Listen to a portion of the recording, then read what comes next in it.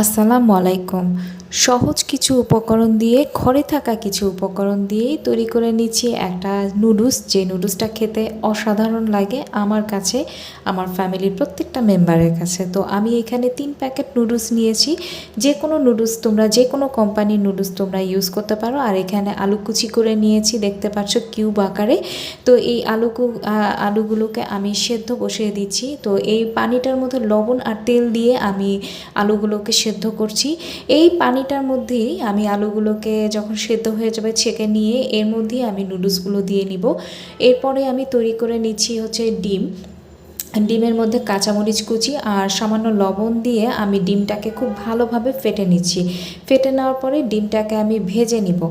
আর এখানে অন্য কোনো ইনগ্রিডিয়েন্টস দিব না আমি। তো সেদ্ধ আলুগুলোকে তুলে নিয়ে এই পানিতেই আমি নুডলস সেদ্ধ বসিয়ে দিচ্ছি।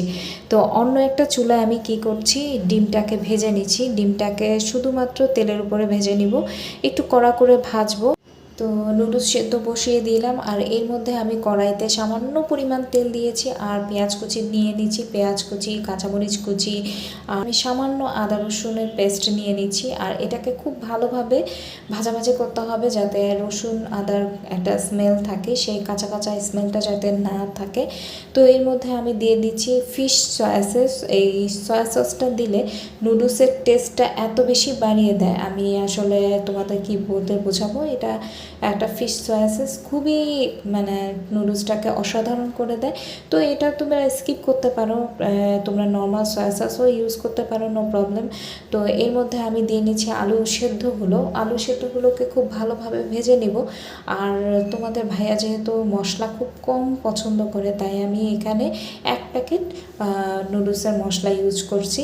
এই আলু ভাজাটার মধ্যে নুডলসটা খুব সুন্দর, আলু ভাজাগুলোর মধ্যে মশলাটা দিয়ে খুব সুন্দর করে আলুগুলো ভেজে নিব। এখন এর মধ্যে এই যে আমি ফ্রাই করে রেখেছিলাম ডিমটাকে, সেটাকে আমি কুচি করে নিচ্ছি। এটা তোমরা নাইফ দিয়েও কুচি করতে পারো অথবা তোমরা সিজার দিয়েও কুচি করতে পারো। তো এই কুচিগুলোকেও আমি দিয়ে নিচ্ছি আলুর মধ্যে। এখন আবারও নাড়াচাড়া করে এখন যে সেদ্ধ করা নুডলসটা ছিল সেই নুডলসটা আমি দিয়ে নিচ্ছি আর এটাকে খুব ভালোভাবে নেড়ে চেড়ে নিচ্ছি। এখন তোমার ভাইয়া মশলা খুব কম পছন্দ করে, যার কারণে হচ্ছে মশলাটা স্কিপ করে দিচ্ছি তোমার ভাইয়াকে, শুধুমাত্র তোমার ভাইয়ার জন্য মশলাটা স্কিপ করে আমি এখানে খালি তোমার ভাইয়াকে গোলমরিচের গুঁড়ো আর হচ্ছে টেস্টিং সল্ট দিয়ে তোমার ভাইয়ার জন্য একটা নুডলস প্রিপেয়ার করছি। আর আমাদের ফ্যামিলি মেম্বারদের জন্য সবার জন্য হচ্ছে ম্যাগি যে নর্মাল মশলাগুলো থাকে সবগুলো দিয়ে ম্যাগি নুডলসটা রান্না করছি। তো রান্না করার শেষে প্রিয়কে বললাম যে বাবা কেমন হয়েছে। তো প্রিয় কিন্তু আমাকে 100-এ 100 দিয়েছে। এখন তোমরা আমাকে কততে কত দিবা।